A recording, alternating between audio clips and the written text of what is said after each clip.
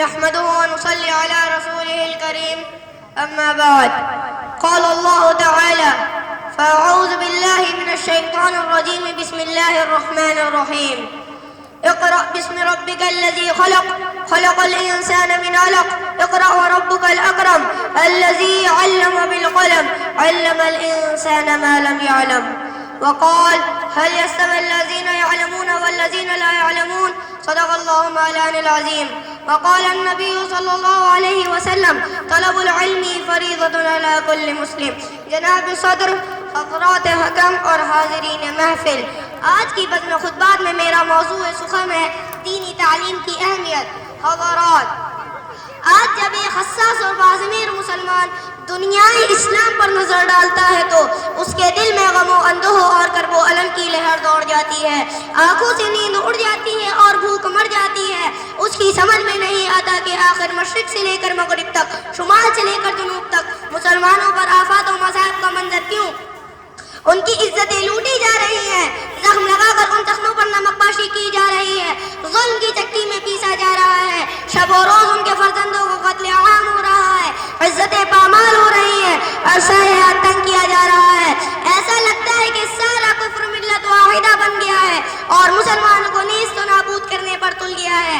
حضرات، مسلمانوں کو ان مسائل پر تنقیدی نگاہ ڈالنا چاہیے اور ان کے اسباب کا پتہ لگانا چاہیے اور ان کا تجزیہ کر ان کا سد باب کرنا چاہیے. ان میں ایک مسئلہ پوری توجہ کا طالب ہے جس سے غفلت ہماری موت بھی ہو سکتی ہے اور آئندہ نسلوں کو اجتماعی ارتداد کا شکار بنا سکتی ہے. وہ مسئلہ تعلیم کا ہے. آج ہندوستان میں سرکاری اسکولوں کا نصاب کچھ اس طرح کا ہے جو ہمارے بچوں کے ذہنوں سے دینی حمیت، اسلامی جذبات، مذہبی خودداری اور اتحاد کو آہستہ آہستہ کھرچ رہا ہے اور ان میں دیومالائی تہذیب کا تقدس بڑھ رہا ہے، اسلامی تاریخ سے متنفر کر رہا ہے، اسلام اور مسلمانوں کے متعلق ایسی معلومات دے رہا ہے کہ اگر ہم نے پوری تدارک نہ کیا اور معصوم کلیوں کو اس بال سموم میں جلسنے سے نہ بچایا تو نہ ایمان سلامت رہے گا اور نہ اسلام باقی رہے گا، نہ مسجدیں آباد ہوں گی اور نہ مدارس کا جال بچھے گا. محترم سامعین اکرام، اسی لیے اللہ تعالی اور اس کے رسول نے علم دین کی اہمیت پر بہت زور دیا ہے اور ضروری مسائل سے واقفیت کو فرض عین قرار دیا ہے. قرآن کی آیات اور احادیث نبویہ میں بہت سے مقامات پر اس کو واضح کیا گیا ہے. مثلا ارشاد رسالت ہے: طلب العلم فریضۃ علی کل مسلم. کہیں بتایا گیا ہے: من اوتی الحکمۃ فقد اوتی خیرا کثیرا.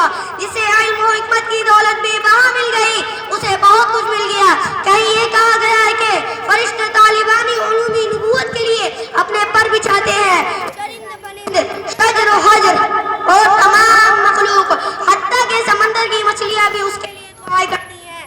کہیں کہا گیا ہے کہ علماء انبیاء کے وارث ہیں.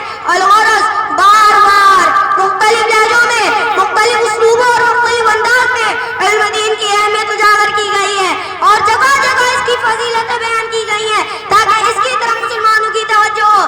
مگر افسوس، جس امت کو پہلی وحی میں اقرا کا حکم دیا گیا وہ اس میں مجرمانہ کوتاہی کی شکار ہے.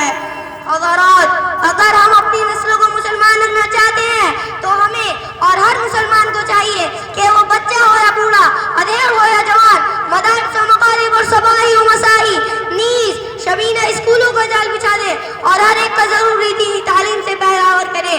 نصابی کتابوں کے ذریعہ فلاح و زہر حلال کا اس سے بہتر کوئی طریقہ نہیں اور نہ ان مراکز سے زیادہ ہم اتنا کچھ دے سکتے ہیں کہ آئندہ کوئی اربا کارگر نہ ہو اور شاہیہ کہنے پر مجبور نہ ہو.